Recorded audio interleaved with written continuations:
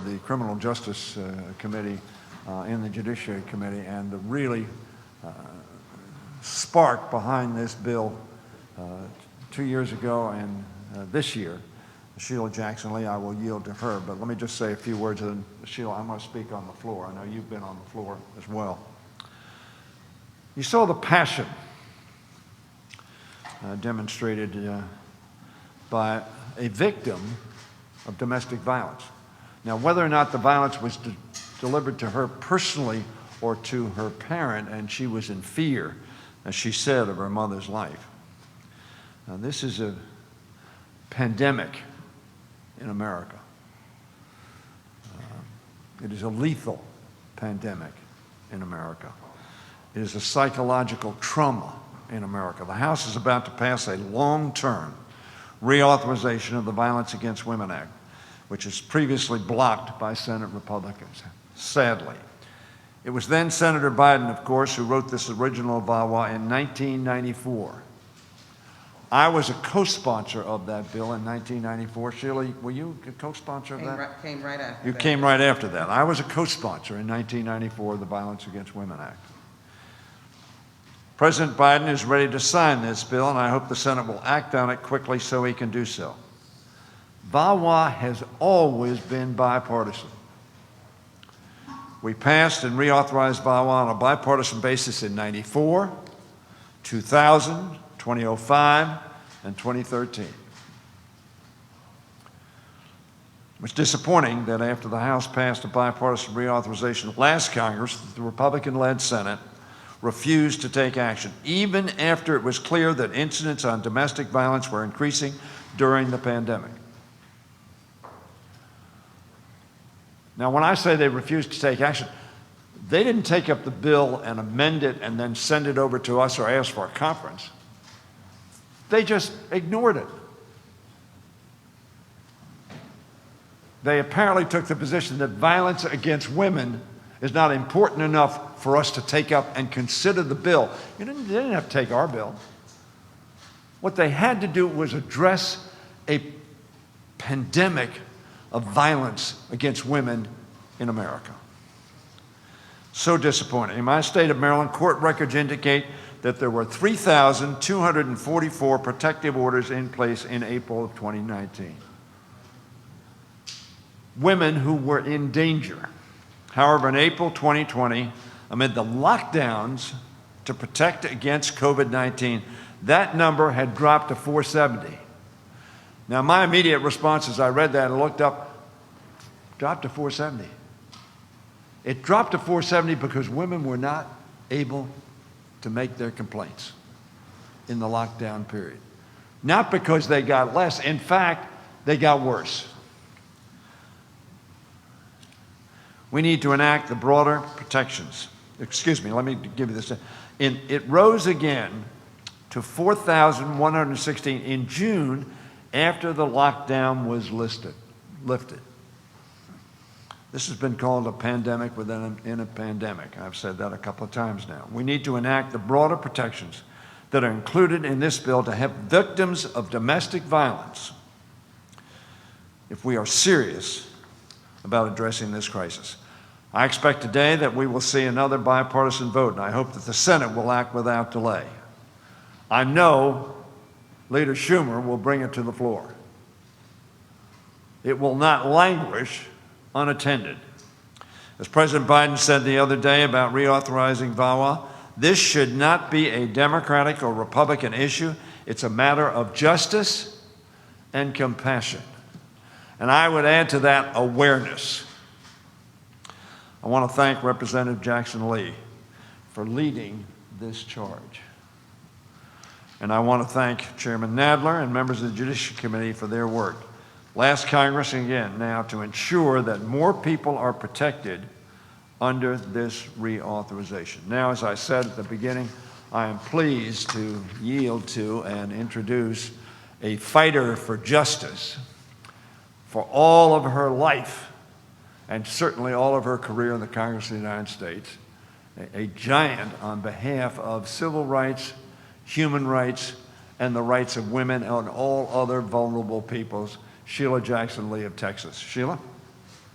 Mr. Leader, thank you so very much. And thank you so very much. All of us are between the ERA and this bill, but let me indicate to all of you that if there's ever a fighting spirit, it is now to save the lives of thousands upon thousands of women and some men who've lost their lives in the midst of a battle simply to be who they are. In the latter days of Christmas of 2020, Ms. Fontenot in my community was having a joyous Christmas with her 2 children. And yet, in spite of that joyous Christmas, just a few days, her husband, Jeffrey Fontenot, came to kill her, of which he did. He made the 911 call and said he shot his wife. I have stood alongside and been part of the fight for the Violence Against Women Act before I came to the United States Congress. As a board member of the Houston Area Women's Center, I saw fleeing women, women who had no place to go, who were living in an antiquated system where they could not stay in a home that their name was not on the lease, or they might have been immigrant women. And so I'm enthusiastic to say that although we reauthorized this in 2005 and 2000, the last reauthorization was 2013. We wrote this bill and was ready to move in 2018, the year of its expiration. Republican House, Republican Senate, Republican President, they would not move this bill. I'm very pleased to say that this is the bill we wrote and I wrote in 2018, that it has moved along, and again, the Senate did not move this bill. Now we have a robust bill, a bill that embraces where we are in America. The Violence Against Women Act, with the leadership of our Speaker and our Chairman of the Judiciary Committee, is a strengthened bill. We include the amendments that were in the bill in the 116th Congress, but we expand $110 million for rape prevention.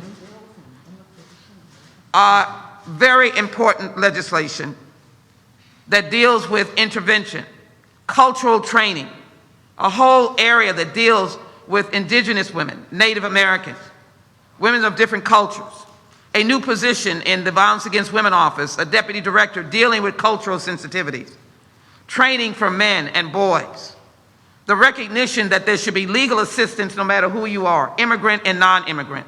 We provide for that assistance. We ensure that small grantees are not denied the opportunity to receive federal funds by giving them training. As I indicated, we invest in prevention, we expand access. And yes, likewise, we ensure that if you are a convicted stalker, misdemeanor, then the opportunity for you to have a gun is denied. The framework of this bill, however, is framed in due process. We want women to live. We want victims of violence to live, men or women. We want children to be able to have a parent. We want to make sure that if you are fleeing a domestic violence situation, that you can be expedited into housing. That did not happen before. And we will look forward to working with the Housing and Urban Development Agency under the leadership of our new secretary to ensure that we make this work. We're excited about this legislation. More money to ensure that police and prosecutors can do their job, again, under due process framework. Finally, I would say this bill leaves no victim behind. It helps the Native American women that have not been helped before. And of course, we are delighted that it is bipartisan. My challenge, as soon as this bill leaves the House, we will be meeting with senators to ensure that this bill has a full and vigorous review and that we are able to move a bill out of the United States Senate. We're delighted with Representative Fitzpatrick, who was here, who's one of our bipartisan co-sponsors, and we are certainly appreciative of the leadership, as I've said, of our Speaker. With that in mind, we will pass H.R. 1620 today.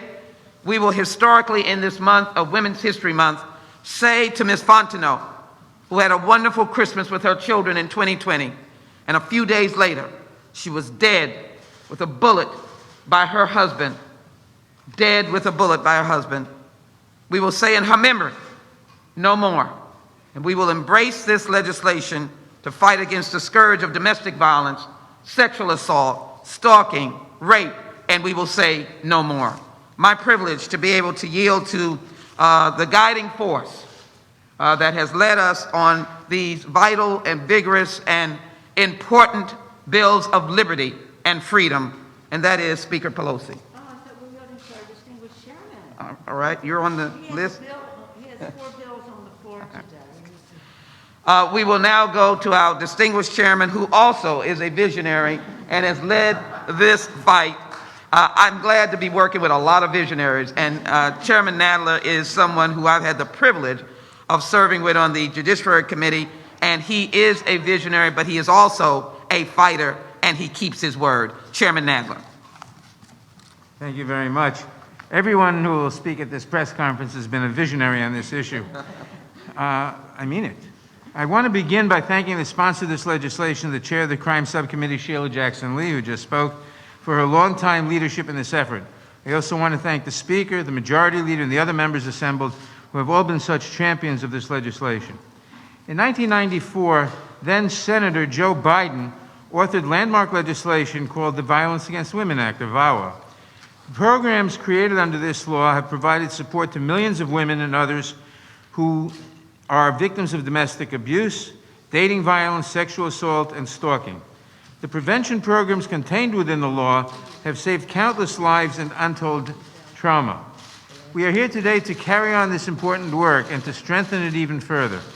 VAWA has been reauthorized 3 times on a bipartisan basis, and each time we consider a new reauthorization, we examine what is working and what can be improved, and we make needed amendments to the law.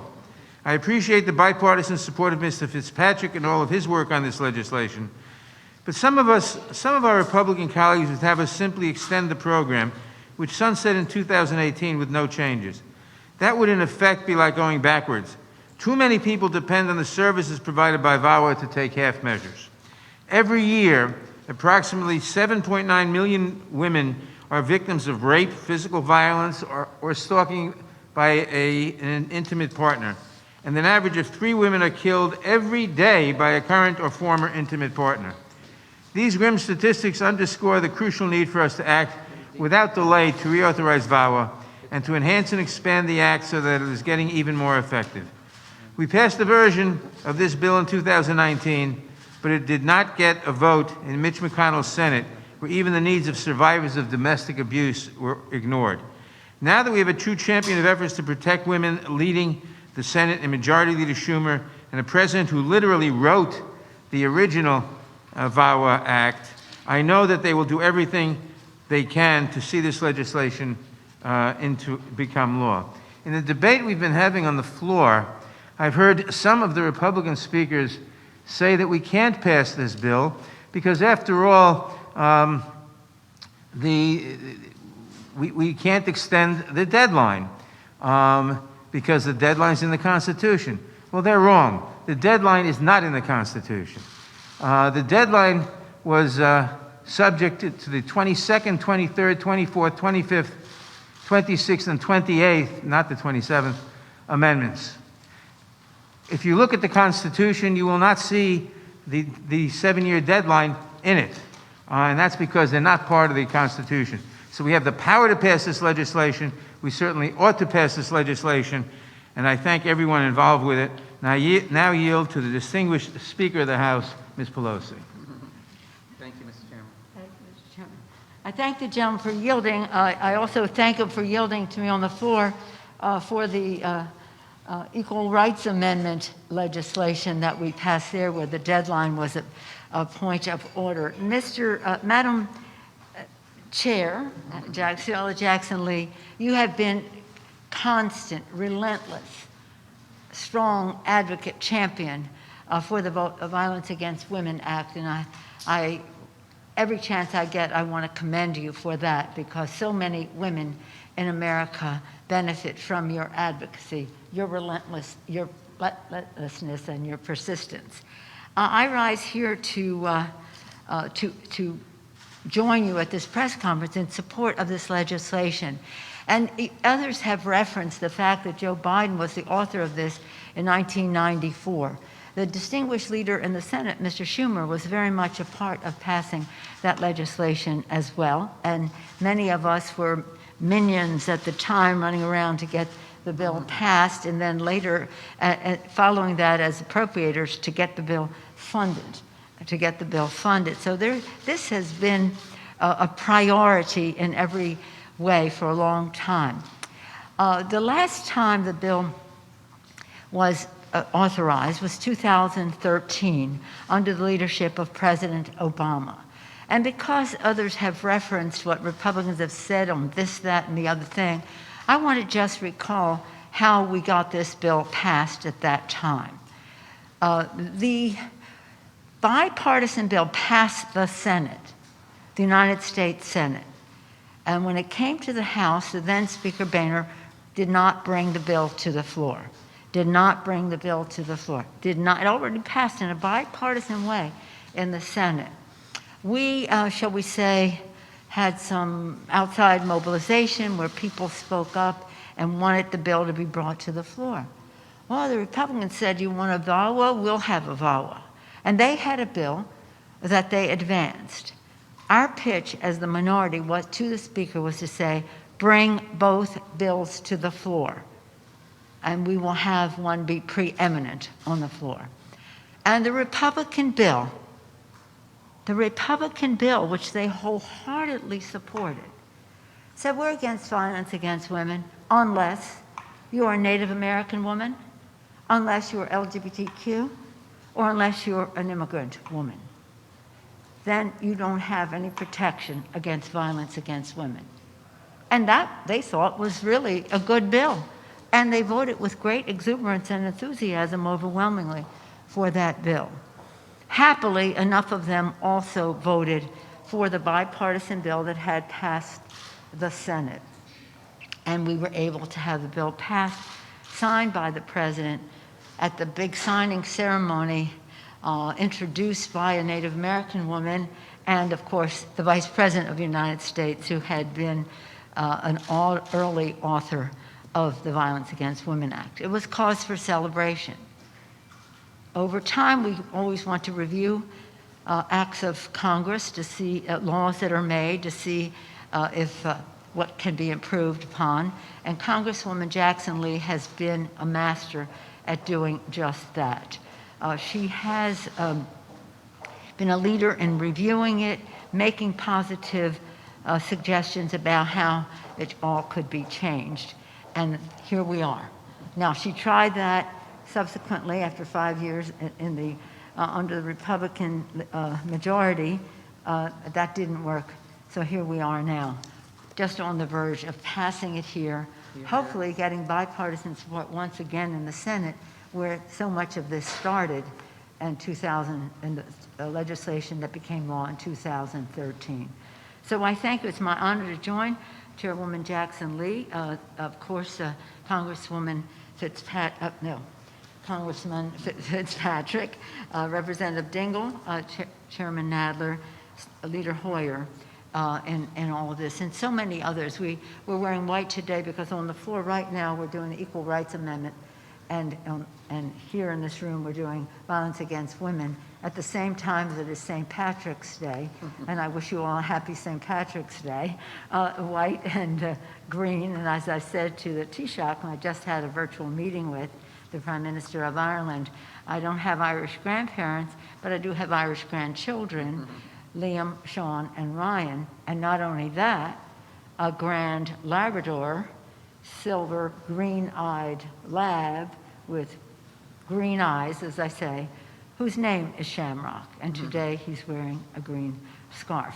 So on this day of celebration for many reasons, that we're passing the ERA, that we're passing the Violence Against Women Act, that we will also pass immigration legislation, it's wonderful to put our enthusiasms into action, into legislation, to make a difference in the lives of the American people. Sheila Jackson Lee does that every single day in the Congress. I'm pleased to yield back to her with gratitude. Thank you, Madam Speaker. Let me thank you so very much. And again, add my appreciation to Speaker Pelosi for being the driving force that this bill is coming on before April 1. Representative Fitzpatrick, Representative Dingell, Chairman Nadler, Leader Hoyer, and all of the women have been intimately involved in this great effort. Let me finalize by saying that this bill opens the door of the armor of the federal government in its protection of women who have continued to lose their life and men. Yes, it is a culturally sensitive initiative that protects immigrant women. It protects Native Americans. It protects poor women. It provides legal assistance to all persons. And it has a culturally responsive and consistent outreach through culturally assisted focus in dealing with these women. It is based on prevention and intervention and protecting those against the perpetrators with guns who are their intimate partners. In the dating violence, it does not have to be intimate. We do everything we can to give security and protection. It is a robust bill, as I've said, and Ms. Fontenot's legacy is embedded in this bill along with nameless other women and men and those in the LGBTQ community who have experienced the rash of this violence. And in the midst of COVID-19, we have seen the rise in domestic violence in cities as diverse as Portland, San Antonio, and New York. It's our commitment and my commitment, working with my colleagues, that enough is enough. We will pass the Violence Against Women Act, and we will not be thwarted by the challenges of our friends, accusing it of being an abortion bill, accusing it of being too broad, extending it for 1 year. We will not accept those challenges again. We will not be thwarted. We will not be denied. We will not end this fight until President Biden, the father of VAWA, signs this bill, and we are again protecting women and men and families that have been the victims of domestic violence, sexual assault, stalking, and being there with no one available. Thank you all very much.